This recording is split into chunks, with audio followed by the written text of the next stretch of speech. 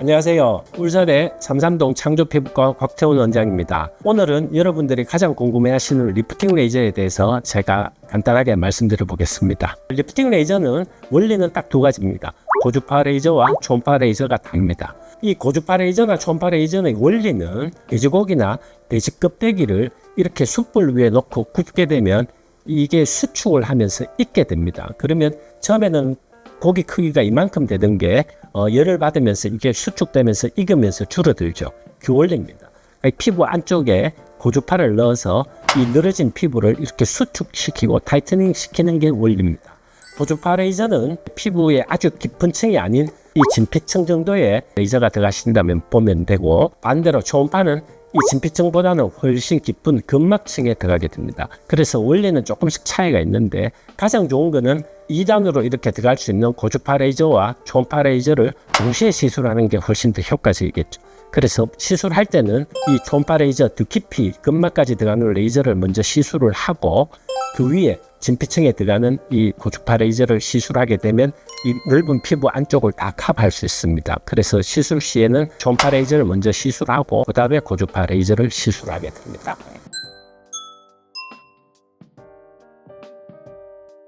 환자분들이 제일 걱정하는 게 볼페임 현상인데, 고주파 레이저는 볼페임 현상이 생기지 않습니다. 제가 말씀드렸듯이 피부 바로 밑에 층에 레이저가 들어가기 때문에 지방층이 높지는 않습니다. 지방층은 피부 굉장히 깊이 위치해 있습니다. 근데 초음파 레이저는 제가 조금 전에 말씀드렸지만 피부 근막까지 가기 때문에, 특히 여성분들 볼살이 적은 경우에, 지방이 아주 적은 경우에는 초음파 레이저가 점으로 나가게 됩니다. 점으로 이렇게 들어가면서 그 부위에 있는 지방이 소실되는 경우가 있습니다. 이런 경우에는 볼페임 현상이 생깁니다. 그냥 부작용은 아닌데, 여성분들, 특히 젊은 여성분들 얼굴에 살이 많이 없는 경우가, 지방이 많이 없는 경우, 특히 광대 쪽에 피부가 얇은 부위에 초음파 시술을 할 때는 충분히 좀 고려를 해서 시술을 해야 되고, 갑자기 강한 레이저에 초음파가 나갈 경우에는 볼페임 현상이 볼 수가 있습니다.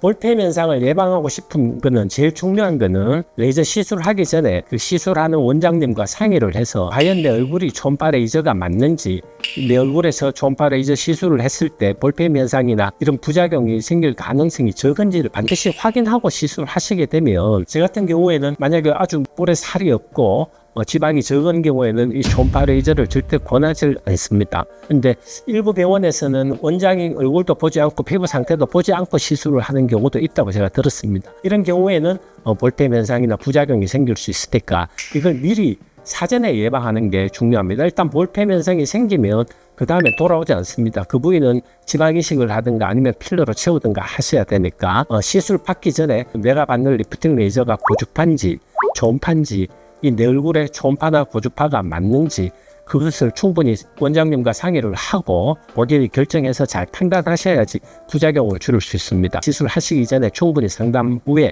맞는 시술을 찾아서 시술하시는 게 효과적이고 부작용을 예방하실 수 있습니다. 콜라겐 재생이 되지 않으면 리프팅이나 타이트닝은 되지 않습니다. 물론 재생하는데 시간이 걸립니다.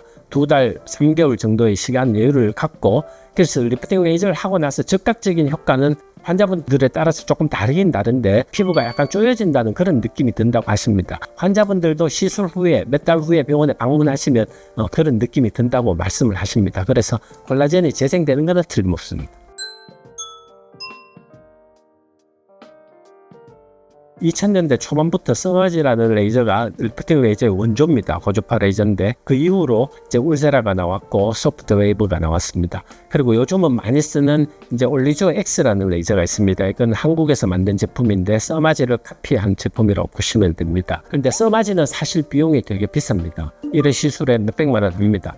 특히 울세라나 서마지를 같이 하는 경우에는 500만 원, 600만 원씩 하는 경우가 있습니다. 물론 이 올리지오나 다른 카피 제품이 서마지나 울세라만큼 똑같은 100%의 그런 성능을 나타낸다고 제가 말씀드리진 않습니다. 하지만 가성비 측면에서는 요즘 국산 레이저도 아주 잘 만들어져 있고, 또 한국인들, 동양인들 체형에 잘 맞게 레이저가 제작되었기 때문에 제가 추천드리고 싶습니다. 보통은 이제 일반적으로 레이저 기계가 나오게 되면 레이저 회사에서 이 레이저 강도를 세팅을 해놓게 됩니다. 이런 경우에는 모든 환자분들을 똑같은 그 맞춰놓은 세팅값에 시술을 하게 되면 효과가 다 떨어지겠죠. 제 같은 경우에는 일단 환자분들의 피부 타입을 보고 그 다음에 또 환자분들이 통증을 어느 정도 참으셔야 되니까 그 통증이나 이런 거를 얘기하면서 시술을 합니다. 그래서 제가 수면 마취 레이저를 하지 않는 이유가 수면 마취를 해버리면 환자분들하고 대화가 되지 않고 어느 정도 통증이 있는지 이런 걸 전혀 알 수가 없습니다. 그냥 세팅값으로 레이저 시술을 할 수밖에 없습니다. 그래서 특히 고주파 레이저 같은 경우에는 이 환자분들과 대화를 하면서 어느 정도로 강도로 해야 될지를 이야기하면서 시술하는 게 훨씬 더 효과적이고 또 한 번에 900샷, 1200샷 이런 걸 하는 것보다는 한 300샷, 600샷을 2번, 3번 정도 한 달 간격으로 나눠서 시술하는 게 훨씬 더 콜라겐 재생에 도움이 되고 그 다음에 효과 지속 시간도 더 간다고 느껴서 그렇게 시술을 하고 있습니다. 네, 리프팅 레이저는 사실 솔직히 말씀드리면 계륵하고도 조금 비슷합니다. 왜냐하면 하고 나서 즉각적으로 이렇게 늘어진 피부가 확 당겨진다는 거 이런 경우는 없습니다. 그거는 성형외과에서 리프팅 수술을 하셔도 마찬가지입니다. 단기간에 절대 좋아질 수가 없기 때문에 일단 인내심을 좀 갖고 서서히 피부 탄력이나 타이트닝이 좋아지고 또 환자분들이 하고 나서 효과가 어느 정도 가느냐고 많이 물으시는데 보통 1년에서 2년 정도 효과를 볼 수 있다고 이야기합니다. 그래서 시술 투기는 제 같은 경우에 6개월에서 1년 간격으로 한 번 정도 시술을 받으시면 그 효과를 훨씬 늘릴 수 있고 또 요즘은 100세 시대니까 좀 젊은 나이부터 이렇게 잘 관리하시면 보통 70, 80대도 충분히 젊고 건강한 피부를 유지하실 수 있습니다. 오늘은 제가 리프팅 레이저에 대해서 말씀드렸습니다. 다음 시간엔 다른 주제를 갖고 여러분들 찾아뵙도록 하겠습니다. 감사합니다.